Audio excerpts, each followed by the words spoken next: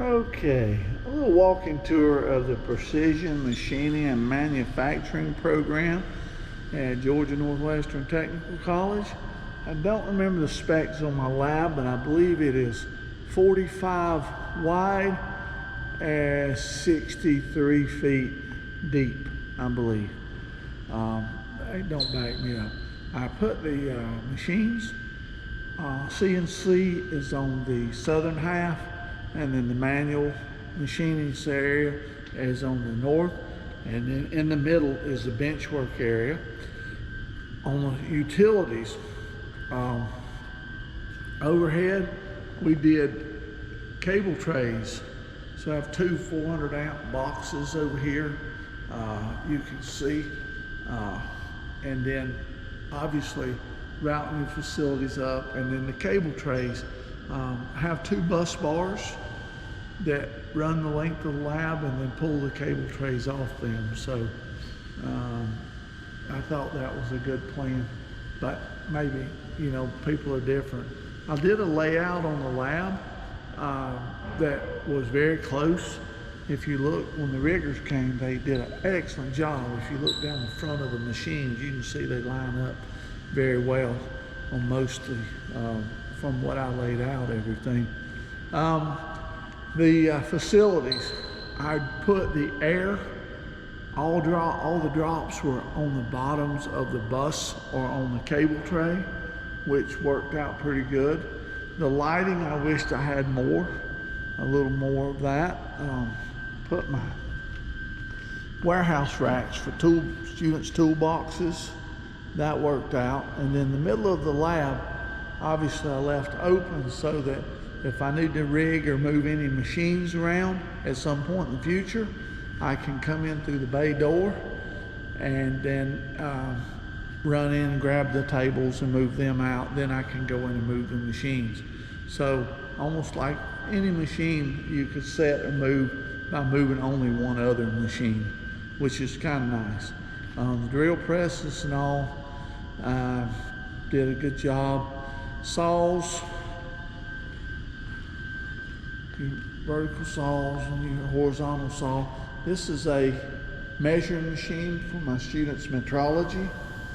And then the sink wasn't really the one I wanted. I wanted a narrower sink, but that's okay, I got that. They had an add-on to the lab, which was because of this beam that you see. The original door was not located where you see it now, but that's another story for the classroom. And then surface grinders on the back wall.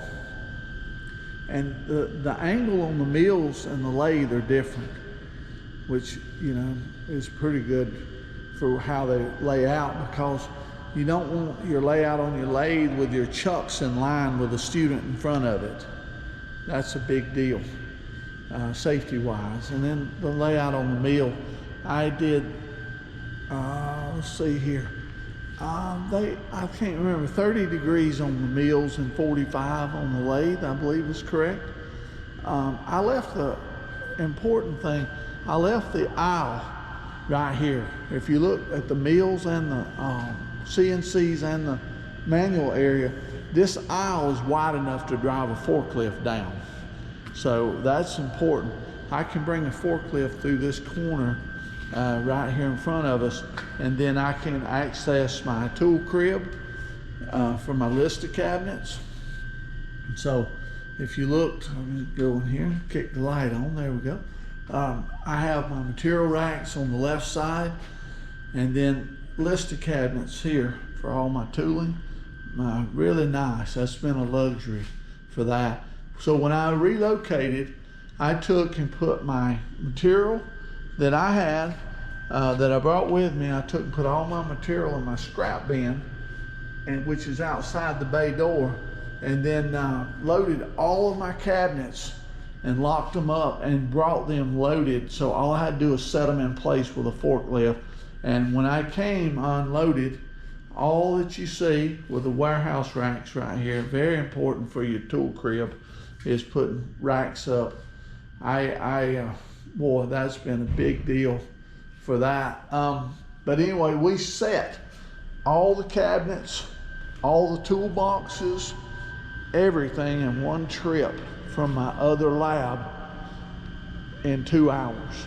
So the riggers brought and set all the machines, and then the next day I came over, I think or so, about the next few days, we came over with the semi-trailer, and it had all of my toolboxes, file cabinets, all the miscellaneous things you see here, excluding the tables and the machines, which were grinders. I think they came with the riggers too. But all the other accessory stuff, we unloaded in about 2 hours. So anyway, classroom, I did not have a hand in the classroom, didn't know I needed to, but the networking and the computer stations, yeah, I had to probably get involved in that and make certain that even though they're handling it, make certain that you know what you're getting. They asked me what type of computer I needed, but they didn't ask me what type of tables or anything else, which I wished, I'd gotten computer tables maybe, but it was not all bad. They did the network drops on the wall and make sure that you have enough network drops. They had to come back and add for my classroom, which was not all bad, but I have plenty now. This monitor, this was a big deal. I have swapped with one of the other classrooms, and it is a